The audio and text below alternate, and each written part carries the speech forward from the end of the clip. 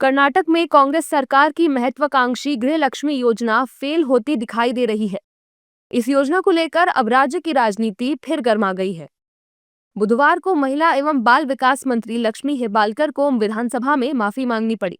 दरअसल उन्होंने कहा था कि योजना के लाभार्थियों को अगस्त तक नियमित रूप से भुगतान किया गया है, लेकिन बीजेपी ने उनके उस दावे को गलत साबित कर दिया है। बीजेपी पिछले कुछ समय से सरकार के खिलाफ ये आरोप लगाती रही है कि कांग्रेस सरकार गृह लक्ष्मी योजना की किस्तें समय पर जारी नहीं कर रही और लाभार्थियों के बकाया भुगतान को रोके हुए है।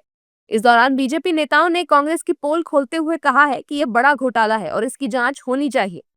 वाल्मीकि डेवलपमेंट कॉरपोरेशन में क्या हुआ?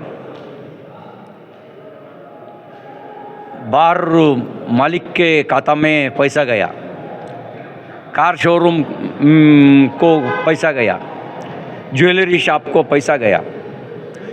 ऐसा किया। हिस्ट्री नया हिस्ट्री है, पुराना हिस्ट्री अलग है। कांग्रेसियों का नया हिस्ट्री है। ये 5,000 करोड़ के बारे में हमको शक है, जांच होना चाहिए। देखिए, कर्नाटक सरकार में एक गृह लक्ष्मी करके एक जो योजना उन्होंने बनाई थी, हर औरत को 2,000 रुपये डालने का काम कर्नाटक सरकार घोषणा कर दिया था। लेकिन ये घोषणा करने के बाद में अभी भी हमको पता चला है, जब 9th को हमने एक क्वेश्चन पूछा था श्रीमती लक्ष्मी हेब्बालकर जो महिला अभिवृद्धि इलाके का जो सचिव है, उसको पूछने के बाद इतना तो पता चल जाया था।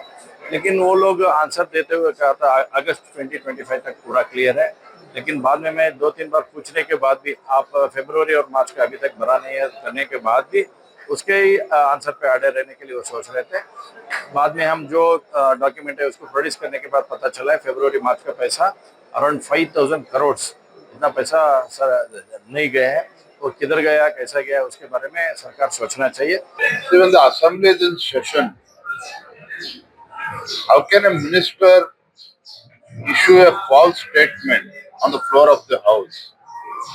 When a respected member of the house has raised the issue on the monthly installment, being a responsible minister, she should have come with a proper answer.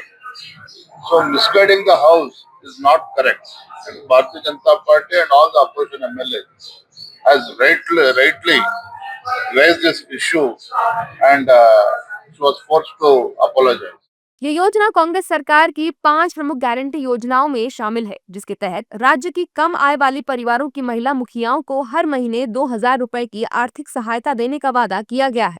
वहीं घोटालों को लेकर कर्नाटक डिप्टी सीएम डीके शिव कुमार ने बीजेपी के आरोपों को खारिज करते हुए कहा है कि वो बेवजह विवाद खड़ा करने की कोशिश कर रहे हैं।